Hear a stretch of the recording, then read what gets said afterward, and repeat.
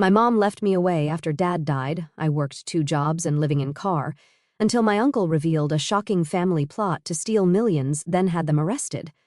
I am 19, female, and I need to write this down because honestly, my head has been spinning with everything that has happened. I really never thought I would be sharing my life story on here, but whatever. Here goes.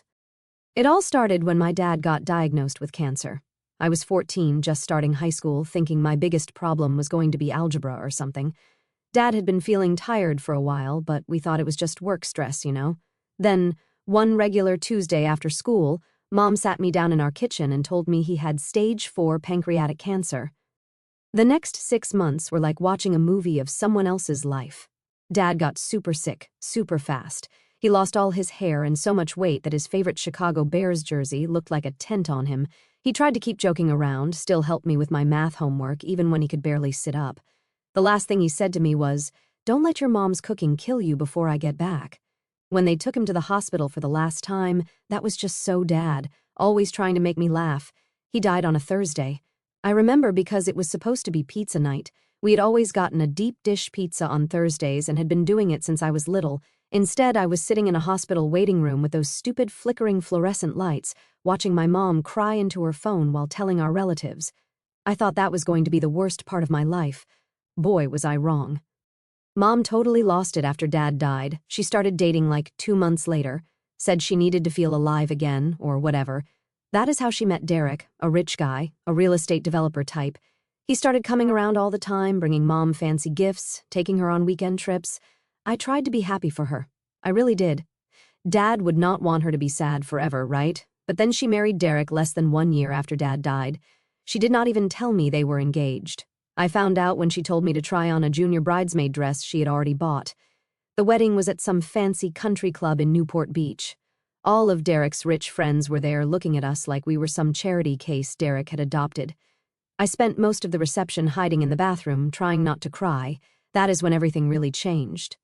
Mom and Derek moved into his massive house in Newport Beach. We are talking one of those places with a pool and a tennis court, but guess what? There was not room for me. Mom said I would be more comfortable living with Dad's sister, Aunt Lisa, in Chicago. More comfortable for who, Mom? So I got shipped off to Chicago like some package nobody wanted. Aunt Lisa lives in this huge house in Lincoln Park with Uncle Marcus and my cousins Michael, 17, male, and Rebecca, 18, female. We used to be super close when we were kids. They would come visit every summer, and we would spend weeks making up stupid games and building blanket forts. But man, everything was different once I actually moved in. Suddenly, I was not their fun summer cousin anymore. I was this unwanted extra person in their house. They started acting like I was taking up their space, eating their food, breathing their precious air or something. Michael would accidentally knock over my stuff all the time. Rebecca would make these little comments about how her clothes were too nice to lend me when I first got there and did not have winter stuff. Aunt Lisa was the worst, though. She made it super clear I was a burden. She started charging me rent even though I was still in high school. Who even does that? The really messed up part? Mom just stopped calling, like completely. She would send money sometimes, not enough to actually cover the rent Aunt Lisa charged, but that was it. When I tried calling her, she was always too busy with her new life, too busy at yoga, too busy at charity events, too busy to talk to her own kid. I would see pictures on Facebook of her and Derek on vacation in Europe at fancy parties, living this whole other life where I did not exist. She even archived all our old family photos, the ones with Dad and me, saying they did not match her new profile aesthetic, like I was just some old furniture that did not go with her new decor. I started having these dreams where I was back in our old kitchen where everything was normal. Then I would wake up crying in this weird bedroom at Aunt Lisa's house, staring at this fancy wallpaper that cost more than my whole wardrobe, feeling like I had lost both parents instead of just one.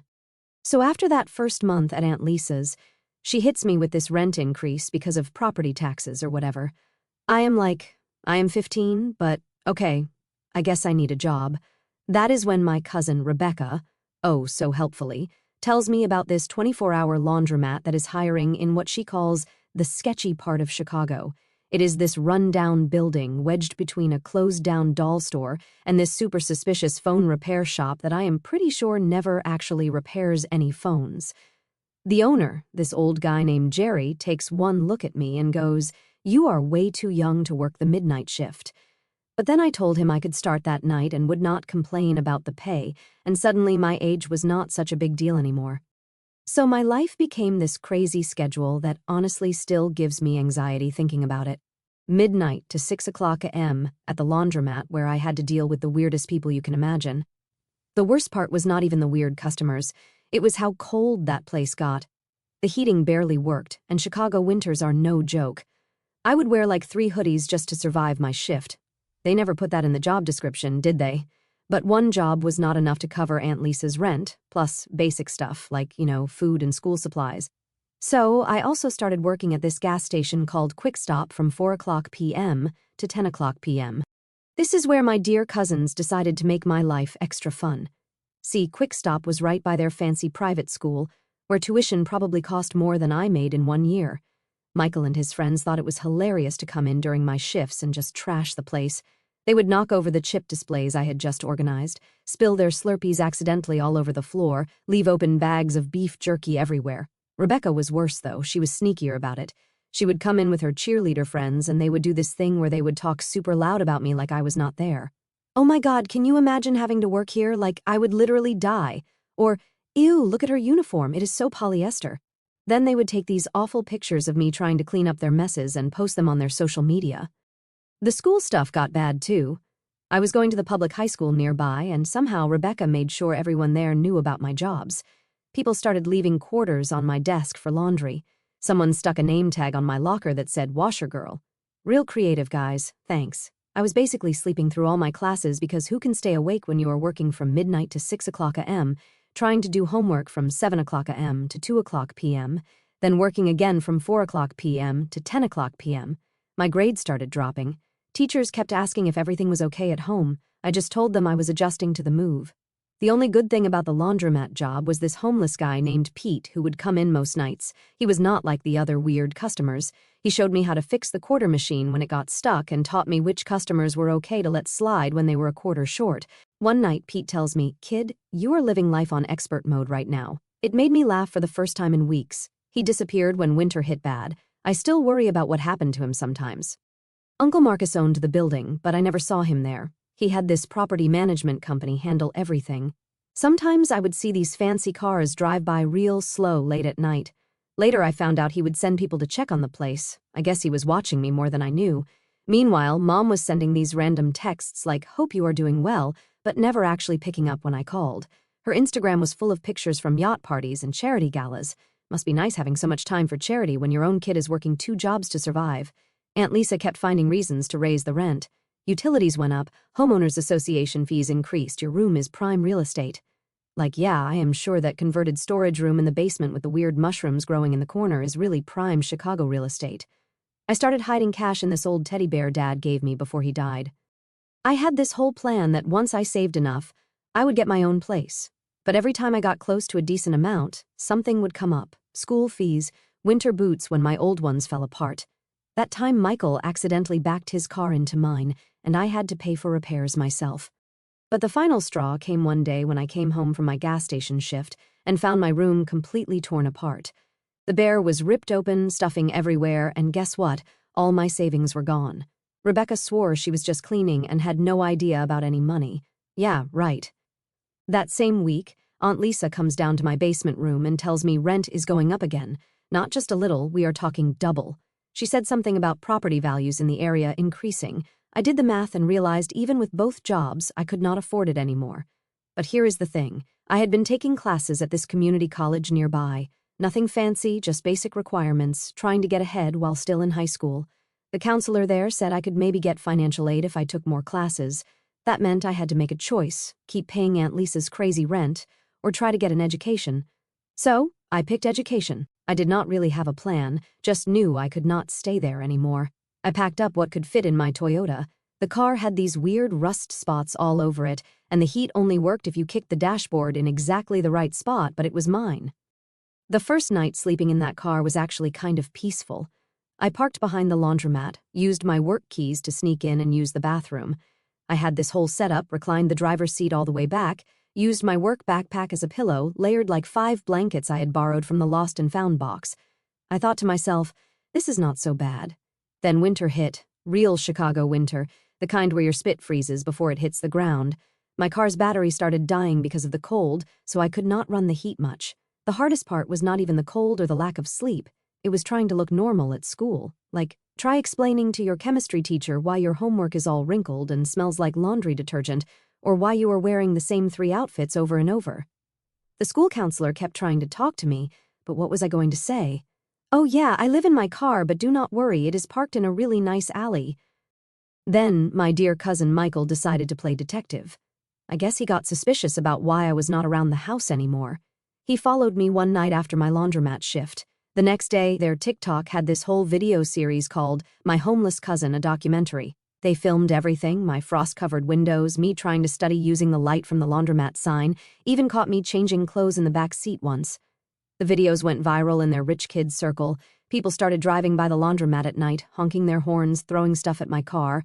The cops started coming around more, too. Every couple of nights there would be a knock on my window. "Can't sleep here, miss."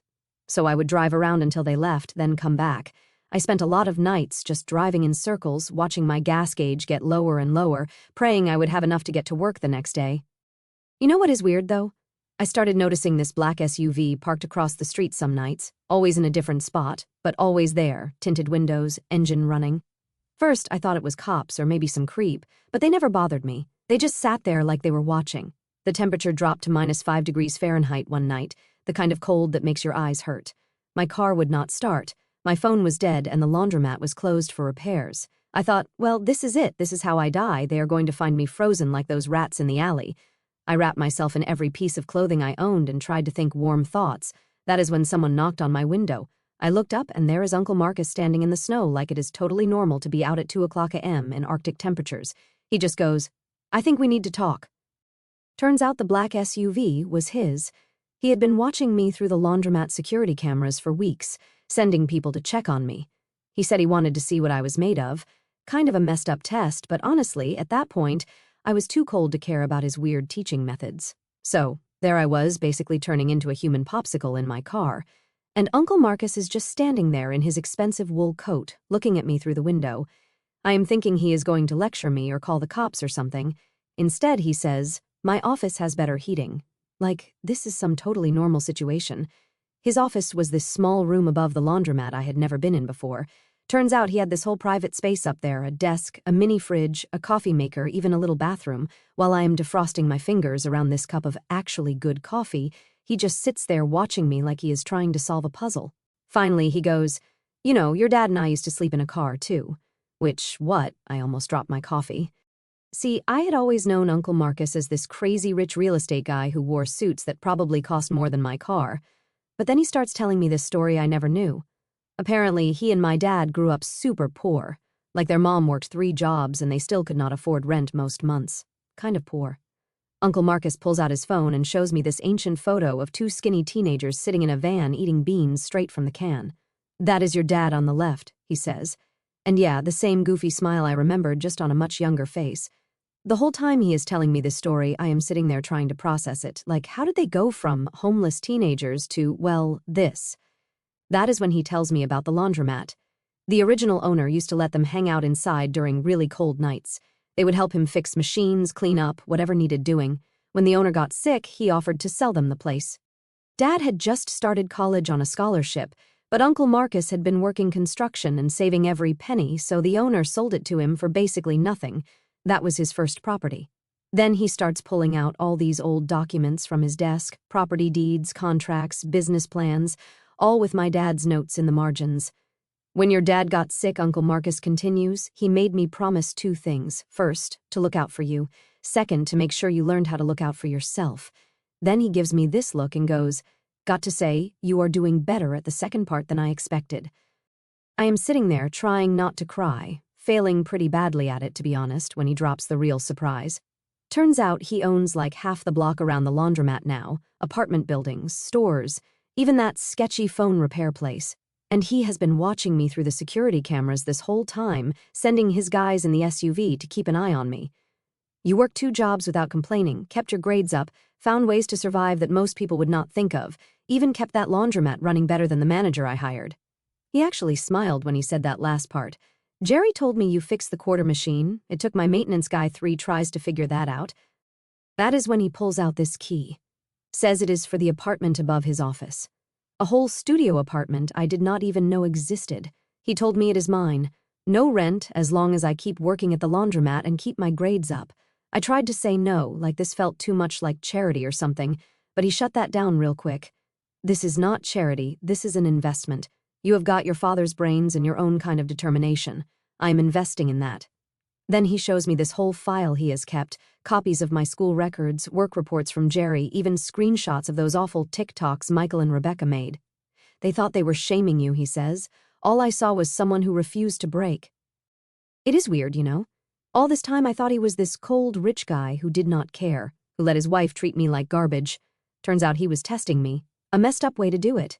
Yeah, but I kinda get it now. He wanted to see if I had what my dad had. That thing that makes you keep going when everything is against you. Before I left his office that night, he said something else about Dad. Told me about their last conversation when Dad was in the hospital. Dad made him swear not to just hand me everything. Said I needed to learn to be strong on my own first. But Uncle Marcus added, he also said to know when enough was enough. And kid, you have more than proved yourself. I spent that night in a real bed for the first time in months. The apartment was not fancy, just one room with a kitchenette and bathroom, but it was warm, clean, and safe. But the morning after Uncle Marcus gave me the apartment, I woke up to my phone blowing up with texts from Aunt Lisa. Turns out Michael had driven by the laundromat on his way to school and saw me walking down from the upstairs apartment. He took pictures because, of course, he did. Aunt Lisa shows up at the laundromat during my shift, wearing her designer workout clothes and looking like she is about to explode. She starts screaming about how I am trying to steal her husband, how I have been seducing him or whatever. Like, yeah, Aunt Lisa, I totally seduced him by being homeless and fixing washing machines. Super sexy. The customers were all staring, and this one old lady who comes in every Wednesday to wash her cat's blankets actually started recording the whole thing on her phone. Aunt Lisa saying all this crazy stuff about how she always knew I was trouble, how I am just like my mother trying to take advantage of rich men. I am just standing there with a mop in my hand, wearing my gross work uniform, thinking, is this really happening right now? Then Jerry comes out from the back room and tells Aunt Lisa she needs to leave before he calls the cops. She leaves, but not before telling me, this is not over. That night, I heard Lisa and Uncle Marcus having this huge fight upstairs in his office. Their voices were muffled, but I could make out Aunt Lisa screaming about that girl and how dare you. I felt so ashamed, like I had ruined their marriage or something. I found out later Aunt Lisa slept at her friend's house that night. When I saw Uncle Marcus the next morning, he had dark circles under his eyes and just gave me this tired nod. But the weird thing is my mom suddenly started calling me for the first time in months, acting all concerned. Honey, I am hearing some disturbing things, like she had any right to be concerned after abandoning me. I am sure someone, probably Rebecca, sent her the rumors. Then she and Derek show up at my apartment unannounced. Mom is wearing one of her new designer outfits. Her eyes scan my tiny studio apartment. Oh, honey, she says, but it sounds more calculating than concerned. This is quaint. Derek stays by the door like he is afraid poverty might be contagious. What are you doing here? I asked, not offering them a seat. There is nowhere to sit anyway unless they want to join me on my unmade bed. Mom starts pacing my tiny space. We have been hearing things about you and your Uncle Marcus. The way she says it makes something twist in my stomach. What about Uncle Marcus? Come on, sweetie. She tries for a conspiratorial smile. I know what you are doing. It is clever, really. I would have never thought of it at your age. Thought of what? Getting close to Marcus like this, working in his business, playing the poor abandoned niece. I am sure he has promised you quite a bit. The realization hits me like a slap. You think I am trying to get his money? Well, aren't you living in this place, working in that laundromat, spending all that time with him? It is obvious what you are doing. I laughed, and it comes out harsh. Obvious to who? You, the woman who shipped me off to Chicago and forgot about me. That is not fair. No, you know it is not fair. You disappeared when Dad died. You married Derek, 10 months later? Sent me to Aunt Lisa like I was some old furniture that did not match your new decor?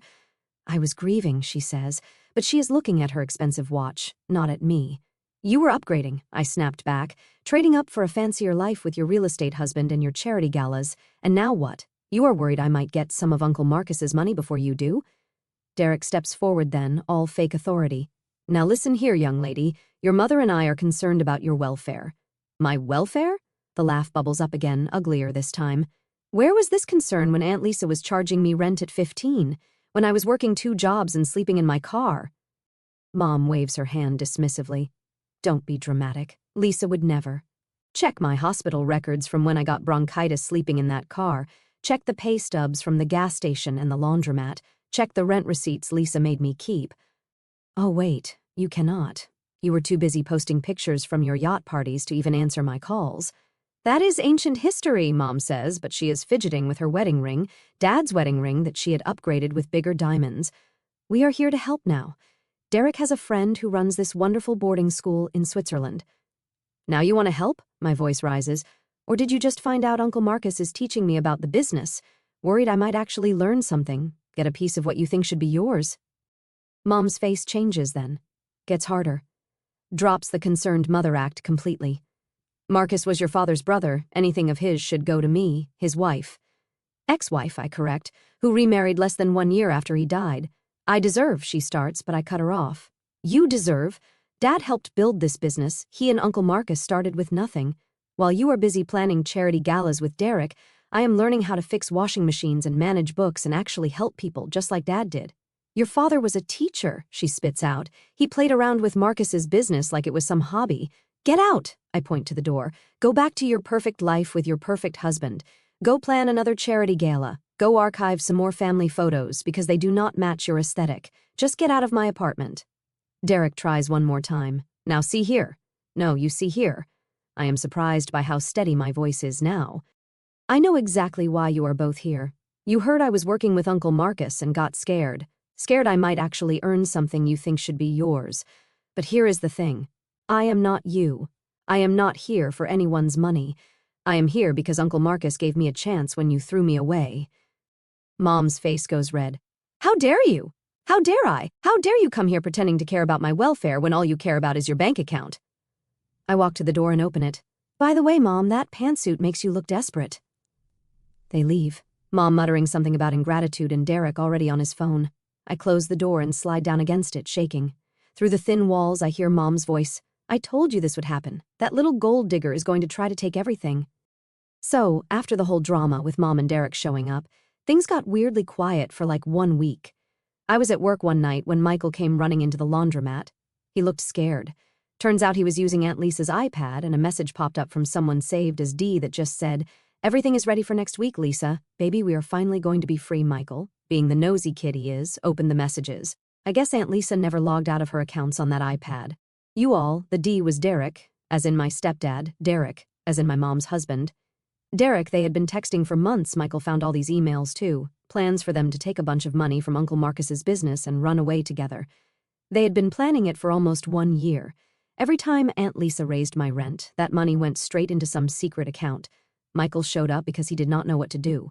For the first time in his life, this kid who had made fun of me for being poor was realizing his mom was about to steal everything and leave him behind. I called Uncle Marcus. Not going to lie, part of me wanted to just let everything blow up after how they treated me. It would have been some nice karma. Uncle Marcus came down to the laundromat right away. Michael was still shaking when he showed Uncle Marcus all the messages. I have never seen Uncle Marcus look so blank, like his face just shut down. He made some calls. Turns out his lawyer had been suspicious about some business accounts for a while. The numbers were not adding up, but Aunt Lisa handled all the paperwork. Uncle Marcus trusted her with everything, so nobody looked too close. The lawyer looked through every account, every transaction. Do you know how much they were planning to steal? $4.3 million. They had already moved almost $1 million to offshore accounts. All those times Aunt Lisa complained about property taxes and utility bills, she was stealing that money too. But the real blow, some of that money came from Michael and Rebecca's college funds. Their own mom was stealing their future to run away with my stepdad. Uncle Marcus had this whole team of lawyers and accountants come in. They found all these fake companies Aunt Lisa had set up. She would write checks to these companies for maintenance or supplies, but the money just went to more secret accounts. While all this was happening, Aunt Lisa was acting totally normal, still posting her workout selfies on Instagram, still running her parents' teachers' association meetings, still pretending to be this perfect mom. Derek was the same, taking my mom to charity events, buying her expensive stuff, playing the devoted husband. The lawyer said we needed to wait, get more evidence before confronting them. But Rebecca found everything on the iPad, too. She came to my apartment one night, mascara all over her face from crying, asking if she could stay with me. For the first time in her life, she did not have a perfect place to sleep. It was weird having her there. This girl who had made fun of me for being homeless was now basically homeless herself. She could not stand being in the same house as Aunt Lisa after learning everything. She slept on my tiny futon, used my cheap shampoo, wore my Target clothes, kept saying sorry for how she treated me. But honestly, watching her realize money does not make you a good person was enough. Uncle Marcus had his IT guys tracking all the accounts, watching every transaction. The plan was to catch them right before they tried to run, but Aunt Lisa must have figured out something was up because she started moving money faster. The next morning was Michael's 18th birthday party. Aunt Lisa had planned this huge thing at their house, hired a DJ, catering, even got some mini golf set up in the backyard. She was acting extra nice to everyone, probably because she thought it was her last weekend there. Uncle Marcus decided that was when we would confront them, have all the evidence ready, get everybody in one place. I remember Rebecca asking if we should warn my mom first, but Uncle Marcus said no. We needed to see her genuine reaction to know if she was involved. The morning of Michael's birthday party was weird, like super weird. Aunt Lisa is running around arranging centerpieces and checking the catering while literally planning to disappear with my stepdad the next day.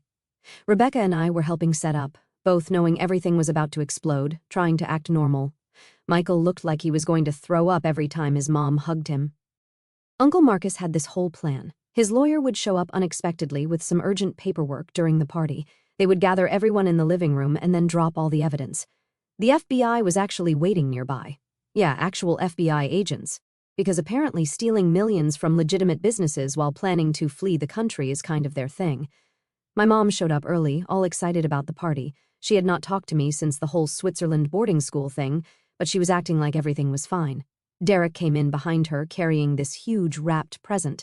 I found out later it was some fancy gaming system. I guess he was trying to buy Michael's silence or something. The party started at 2:00 p.m. All these rich kids from Michael's school showed up in BMWs and Mercedes their parents bought them. The DJ is playing music. People are swimming in the pool. Everything looks completely normal except Rebecca, Michael, and I are just watching Aunt Lisa and Derek, who keep checking their phones and whispering to each other. Around 4:00 p.m., the lawyer showed up. He is carrying this thick folder and looking super serious. Aunt Lisa's face when she saw him? I wish I had a picture. She knew. They gathered everyone in the living room. Some of Michael's friends tried to stay, but Uncle Marcus was like, "Family only," in this voice that made them leave real quick. My mom was complaining about interrupting the party, but then the lawyer started laying out documents on the coffee table, bank statements, emails, transfer records, pictures of Aunt Lisa and Derek together from some private investigator. With each paper he put down, the room got quieter. Then he played a recording. Aunt Lisa and Derek talking about their plans, laughing about how stupid everyone was for not noticing. My mom stopped breathing when she heard Derek's voice. She just straight up froze. Aunt Lisa tried to say the recording was fake, but then Uncle Marcus pulled out her iPad, the one Michael found the messages on, started reading their texts out loud. "You all, the screaming that happened next." Mom launched herself at Derek, started hitting him with her purse, which had like 1 million metal things in it, by the way. Aunt Lisa tried to run for the door, but the FBI guys were already there. Some agent lady just goes, "Lisa Anderson, you are under arrest for wire fraud and embezzlement." They took them both away in handcuffs. Derek kept yelling about how we had a good explanation. Aunt Lisa was crying about how we had ruined her life. But you know what the worst part was? Neither of them even looked at their kids. Like, your son's 18th birthday party just got turned into a crime scene, and you cannot even say sorry. Mom had a complete breakdown, like full-on hysterics. Turns out Derek had been using her money, too. She had signed a bunch of papers without reading them because she trusted him, she said, and he had basically stolen everything she had left from Dad's life insurance. The next few weeks were crazy. The FBI investigation found even more stuff. Aunt Lisa and Derek had been planning this for over 1 year. They had fake passports, offshore accounts, this whole secret life ready to go. They had stolen from pretty much everyone, the business, the kids' college funds, even charity money from those fancy events they were always going to. While all this was happening, Uncle Marcus was watching how everyone handled it. Rebecca and Michael basically moved into my tiny apartment. We had this whole system. Michael slept on the futon. Rebecca shared my bed. And we all shared one bathroom, which was interesting. They both got jobs at the laundromat. Rebecca is actually really good with customers when she is not being mean to them. And Michael, the kid, has a talent for fixing machines. He figured out this problem with the industrial dryer that even the repair guy could not fix. Mom went to rehab, not for drugs or anything, just to deal with everything. She had been so focused on looking perfect. having the perfect rich life that she had ignored all the red flags about Derek. Uncle Marcus really stepped up. He has been teaching us all about the business. Says he wants us, me, Rebecca, and Michael to run it together someday. We each have different strengths. I am good with numbers like my dad was. Rebecca is great with people when she tries, and Michael has got this weird genius thing with machines. Last week, we all went to visit Dad's grave, the first time we had been there together. Uncle Marcus told us more stories about him, about how he had helped build this whole business while still being a teacher because he believed in helping people. Aunt Lisa and Derek are in jail now. Turns out stealing millions and planning to flee the country is kind of illegal. They are both trying to blame each other, which would be funny if it was not so sad. Michael and Rebecca still struggle with it. Like, imagine finding out your mom cared more about running away with someone else's husband than she did about you. But you know what is weird? We are actually better now, like all of us. Mom is dealing with her issues instead of hiding them behind designer sunglasses. Rebecca and Michael learned what it is like to actually work for things. I learned that sometimes letting people help you is not a weakness. Sometimes I look around at my life now and cannot believe how different everything is from 1 year ago. Like, I am sitting here in the laundromat office, my office now. I manage the place, and it hits me, although I lost my family, I am doing much better now. I found out my aunt and stepdad were secret lovers, planning to steal millions and run away. They got arrested at a birthday party. Mom had a breakdown, went to rehab. Cousins learned humility through laundry, and we all somehow became a real family. Also, Dad was playing four-dimensional chess from beyond the grave.